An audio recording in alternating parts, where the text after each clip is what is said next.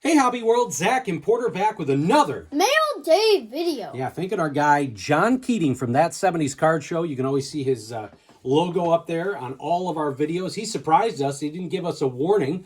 But what I do like is if you see in the thumbnail, he used some painter's tape. He's anti-painter's tape. He's anti-Steve Garvey, anti-painter's tape. I'm not sure which one he dislikes more, but I was glad. Probably Steve Garvey. Probably. But I'm glad that he used some painter tape with sending us a package. And so there were some really cool items in there, some unique things that he found. I know he was just part of that Grail collection at baseball card investor, collector, dealer, and Mike, the baseball collector, showed off quite a bit on their channels. John was the one that found it. So maybe some of this stuff came from there or other collections that he buys.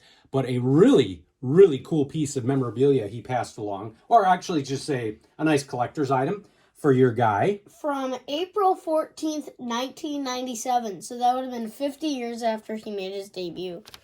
It's a Sporting News magazine. And I was telling Porter, I was subscribed to Sporting News. I said this came out weekly, and it was fantastic. Even looking in there and seeing some of the cartoons of, the way that they used to produce this. I'll have to look through that. I haven't looked through all of this yet. Yeah, it was. It just brought back a lot of memories. That was around the heyday when I would be getting these Sporting News magazines.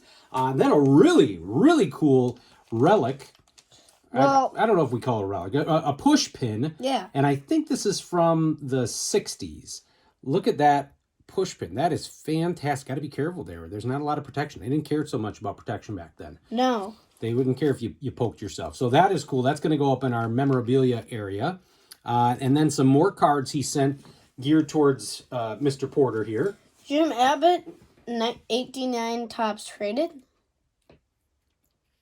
A Tommy John, Major League Baseball 125th anniversary. Didn't have that. Yeah, so that there's the normal cards, and then on the far right, you can see there's that stamp. So, like, he sent you a couple. You had a couple of these, but not Bobby with Thompson. the stamp.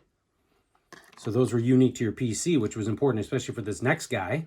2 of the mini Saint, and actually 3 of them. Really? Here are 2 of them, and then here's the 3rd.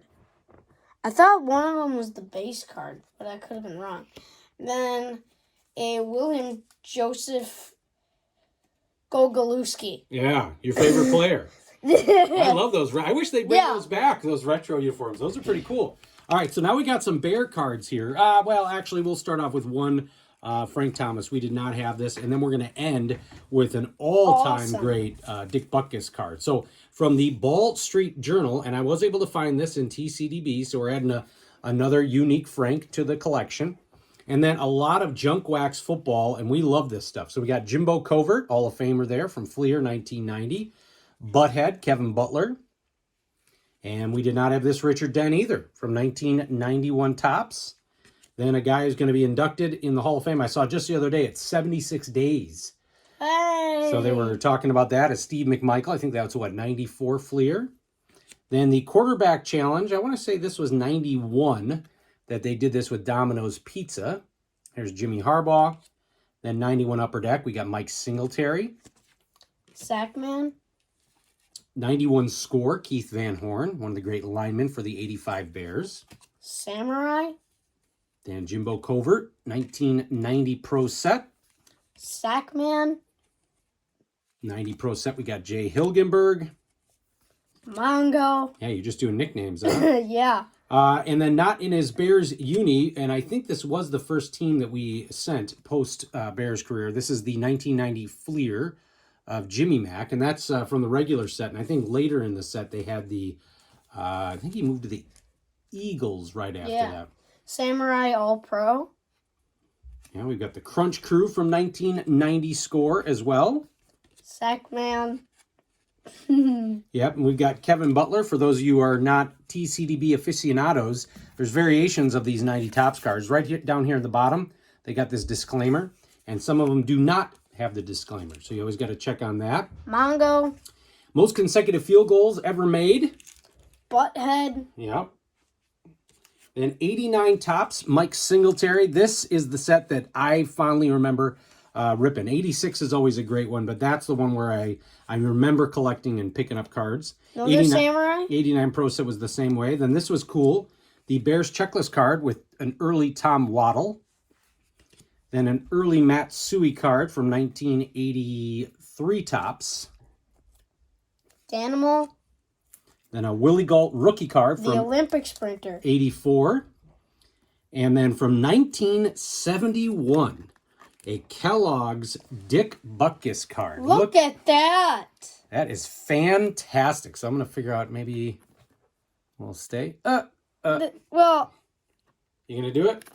There. All right. It works kind of. So just an incredible mail day from an incredible guy. We love John Keating. Check him out at That 70s Card Show. He's also on Bench Clear Media. He does the hobby think tank. He's one of the funniest guys in the hobby. And we had the pleasure of meeting him at the National last year. We won't be at the National this July, but we'll definitely get to see him the following summer when it comes back to the Chicago area. So I would have to imagine that you're aware of John. If you're not, give his channel some love. He does some great long form videos just talking about the hobby. Obviously a big focus on the 70s, but just a wealth of knowledge and just a generous and great guy. Want to thank you all for watching and subscribing. Bye-bye.